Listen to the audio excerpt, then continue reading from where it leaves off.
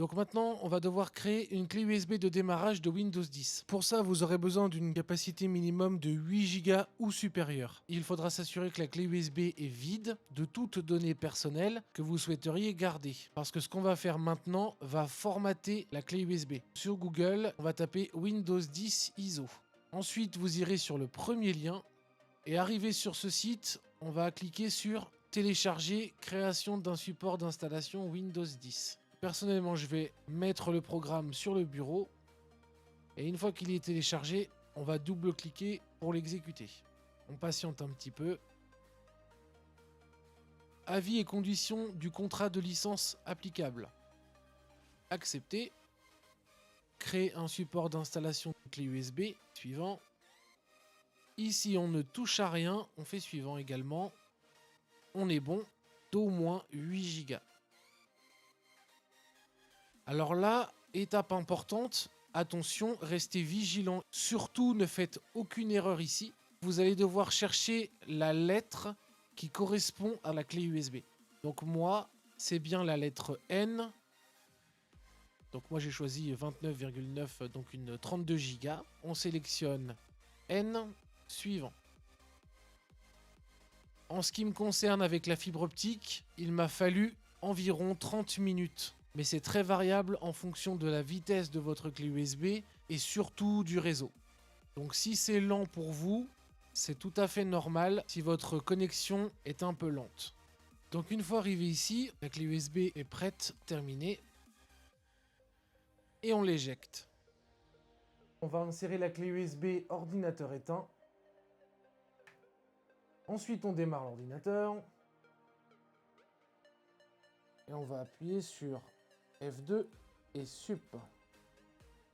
Dans le BIOS, on va se rendre dans Boot. Le SSD est reconnu, donc le MX500, ça c'est bien mon SSD, c'est marqué d'ailleurs à la fin. L'ordinateur, il pense que c'est un HDD, donc un disque dur. HDD c'est Hard Drive Disk, donc disque dur. Oui, c'est pas hyper bien traduit en français, mais c'est ce que ça veut dire. Donc c'est tout à fait normal puisque c'est un ordinateur qui est sorti avant une certaine époque. Ils n'étaient pas conçus pour pouvoir faire la distinction entre HDD et SSD. Donc c'est pour ça qu'il met HDD entre guillemets par défaut, mais c'est bien le SSD qui est reconnu. Alors le plus important, c'est que là on est dans ce qu'on appelle la séquence de démarrage. Qu'est-ce que ça veut dire? Qu'est-ce que c'est? C'est un listing numéro 1, 2, 3, etc. de qu'est-ce que doit démarrer en premier l'ordinateur. Et ça c'est quelque chose de très important pour bien comprendre comment on va devoir démarrer la clé USB. Comme je l'ai dit précédemment, dans un SSD, quand on le reçoit et qu'il est neuf, il est vide. Donc nous, ce qu'on cherche à faire, c'est à installer Windows depuis la clé USB. Grosso modo, transférer les informations de la clé USB dans le SSD. Alors comment on fait ça? Ce qu'on va devoir faire dans la séquence de démarrage, on va devoir dire à l'ordinateur, en premier, tu vas lancer la clé USB. Et en second, tu lanceras le SSD. C'est-à-dire qu'en gros, il va démarrer dans un premier temps la clé, il va installer le Windows sur le SSD, puis ensuite au redémarrage, il lancera le SSD sur lequel on aura installé Windows. Voilà comment ça fonctionne. Alors vous verrez en général sur les BIOS, alors maintenant on appelle ça des UEFI sur les PC modernes, mais là c'est un PC qui date de 2014, donc on a véritablement un BIOS comme on l'avait il y a encore pas si longtemps d'ailleurs. Et donc ce qu'on voit, c'est qu'on a ici ce qu'on appelle la légende, donc ça vous indique quelle touche va actionner quelle fonction. On voit bien ici, nous ce qu'on voudrait, c'est pouvoir mettre USB verbatim en numéro 1. Donc il faut qu'on le remonte, puisque le SSD est dans 1, on voudrait le mettre en 2, et on voudrait inverser les choses. Donc comment on fait quand c'est comme ça? Vous allez vous reporter à la légende, F5, F6, Change Value. Changer les valeurs avec la touche F5 et F6. Donc on cherche la touche F5 et F6, on va se mettre par exemple pour essayer sur l'USB, et on va lui dire en gros remonte. J'ai appuyé sur F6, ça m'a permis de remonter verbatim en numéro 1 et que le SSD pour le coup soit bien en numéro 2. Donc là, on est bon. Donc une fois que ça c'est fait, on peut vite fait contrôler qu'on est bien en mode UEFI. C'est parfait, ça va être parfaitement compatible avec Windows 10. Donc cette valeur est bonne, tout est bon. Donc là maintenant, avant de sortir, le plus important, c'est sauvegarder. On peut juste quitter, mais le plus important, quand on a fait une modification de valeur, c'est de faire Save and Exit. F10. Donc là, on appuie sur la touche F10. Et là, il nous demande Save Configuration Change and Exit Now. Sauvegarder le changement de configuration et sortir maintenant. Bah oui, c'est exactement ce qu'on veut. Donc là, on a Yes.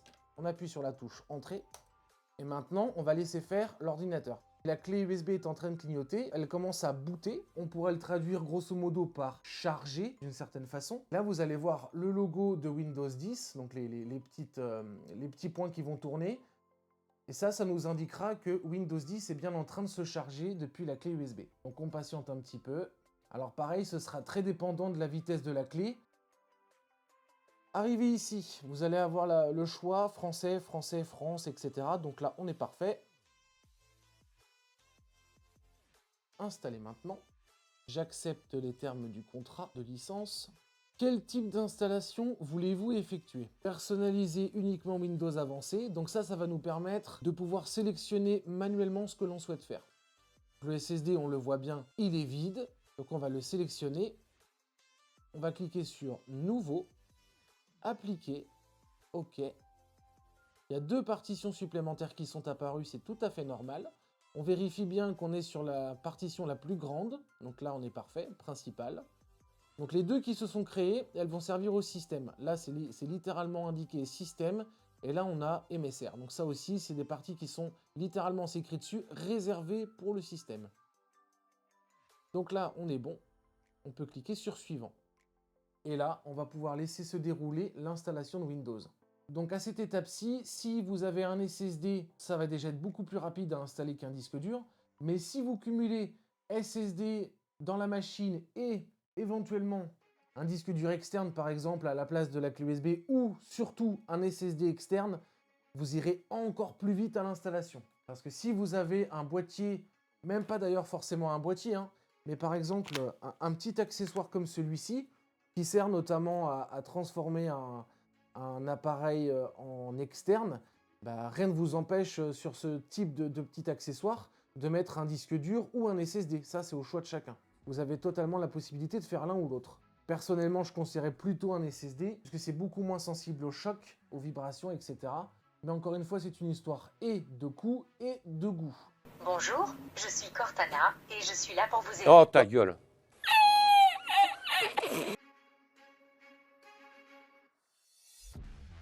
Donc arrivé ici, France, on est bon.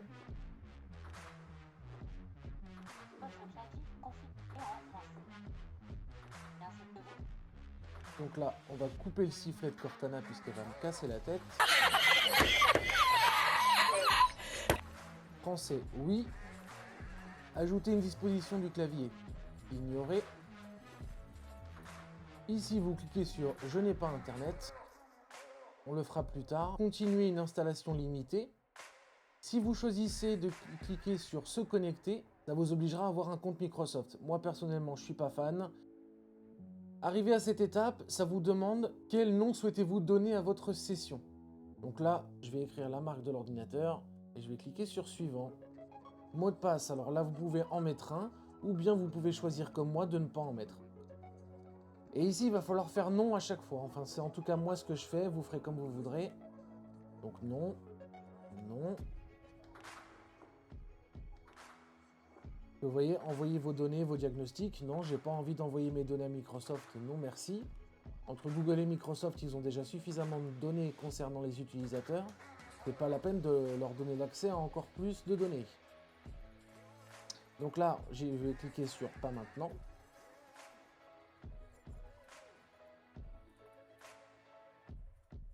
Voilà, on est arrivé sur le bureau. Je vais insérer la prise Ethernet. Voilà, ça va indiquer qu'on est bien connecté au réseau. On va s'assurer déjà que le son fonctionne. Vous l'envoyez à fond et vous lâchez. Donc là, on entend bien le son, donc ça, c'est parfait. Ce que je vais faire me concernant, je vais désactiver la télémétrie. Alors, qu'est-ce que c'est la télémétrie? C'est une fonction qui permet à Windows de récolter un maximum d'informations vous concernant. Et ça, je déteste ça. Donc pour désactiver la télémétrie, on appuie et on maintient la touche Windows et on appuie sur R. Ça va nous donner une petite fenêtre. Donc là, on va taper service.msc. Entrée. Et donc là, on rentre dans les services de Windows. On appuie sur la lettre E et on va chercher ici expérience des utilisateurs connectés et télémétrie. Et pour la désactiver, clic droit, propriété. Ici, automatique, il faut aller sur désactiver. Là, on clique sur arrêter. Donc ça va arrêter le processus.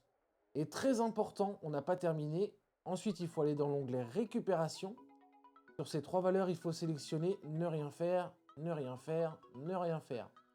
On peut ensuite cliquer sur appliquer et OK. Et là, la télémétrie est désactivée. Il y a d'autres choses que vous pouvez faire également à l'intérieur des services. Et ça, je vous invite à regarder d'autres vidéos qui vous l'expliqueront. Notamment, donc là, on a désactivé la télémétrie. Mais vous pouvez désactiver tout un tas d'autres choses, comme par exemple Windows Search, etc., etc. Donc dorénavant, on n'a plus besoin de la clé USB. Donc, on peut cliquer sur éjecter. Donc on va maintenant aller faire un petit contrôle des drivers. Donc j'ai au préalable copié des logiciels qu'on va installer juste après. Donc pour les drivers, vous allez aller dans l'explorateur de fichiers, cliquer sur ce PC, clic droit, gérer.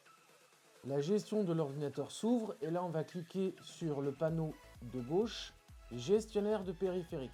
Et là comme on le voit, on a de la chance. Normalement, aucun driver n'est à installer. Donc ça c'est plutôt bon signe. Donc je vais également aller dans panneau de configuration et je vais aller supprimer quelques fonctions de Windows, 2 ou 3 petites choses qui sont dans Windows par défaut. Donc OneDrive, le propriétaire ne s'en servira pas. Donc je vais le supprimer. Microsoft Edge par ici, on ne pourra rien faire. Pour ça, il va falloir aller dans activer ou désactiver des fonctionnalités Windows. Et personnellement, je décoche tout le temps fonctionnalité Windows. Le lecteur Windows Media, je n'en veux pas. Donc, on le supprime. On va installer à la place VLC qui est beaucoup plus performant. Et Explorer 11, on l'enlève et on fait OK. Donc ça va supprimer déjà ces 2 parties. Là, on clique sur ne pas redémarrer. On le fera en dernier. Donc personnellement, je vais installer Firefox. Après, vous pouvez choisir Firefox ou n'importe quel autre, hein, c'est pas une obligation. Et on va ajouter uBlock, qui permettra de bloquer les publicités intempestives, potentiellement chargées de virus. Une fonction qui va s'ajouter à Firefox. Donc c'est plutôt pratique. Voilà. Donc ensuite, je vais installer VLC.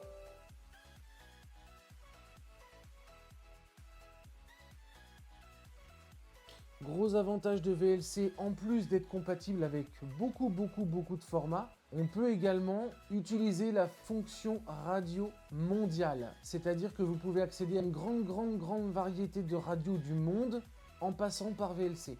Je vais vous montrer ça très rapidement. Cliquez sur la liste de lecture. On agrandit la fenêtre. Eastcast Radio Directory. Donc bien sûr, il faut être relié à Internet. Et là, vous avez accès à une grande quantité et variété de radios du monde. Donc imaginons, je veux faire... Je vais faire attention aux droits d'auteur. Je vais également installer Supercopier. Alors Supercopier, c'est un petit logiciel qui vient se substituer à la petite fenêtre de transfert de Windows. Et c'est très sympa comme logiciel puisque ça vous permet notamment de présélectionner si par exemple vous souhaitez transférer des fichiers plus gros en premier, des fichiers plus petits en deuxième, etc. Enfin, il y a beaucoup plus de fonctions grâce à ce petit logiciel-là. Ça fait très longtemps que je l'utilise et je vous conseille de l'essayer, c'est très sympa. Ensuite, alors désactiver Cortana, oui. Donc ça c'est un fichier de registre. Donc ça va permettre de modifier une clé registre qui va désactiver Cortana et également ici réactiver la visionneuse de photos. Donc ça c'est pour les personnes comme moi un peu rétro qui aiment bien avoir la visionneuse de photos type Windows 7, ça permet de la réactiver. Donc une fois que j'ai fait ça, je peux les supprimer pour savoir où j'en suis rendu. VLC, c'est OK. Donc là, je vais encore installer setzip et WinRAR. Parce que dans certains cas, avec certains fichiers, l'un va pouvoir ouvrir des fichiers et pas l'autre. Donc c'est pour ça que j'ai pris l'habitude d'installer les deux. Donc là, j'installe WinRAR. Le patch.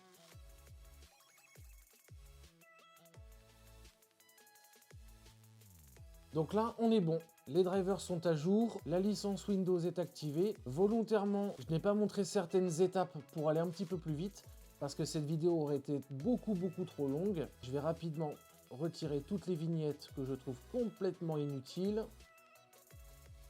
Et il ne reste plus qu'à se rendre dans les paramètres, mise à jour.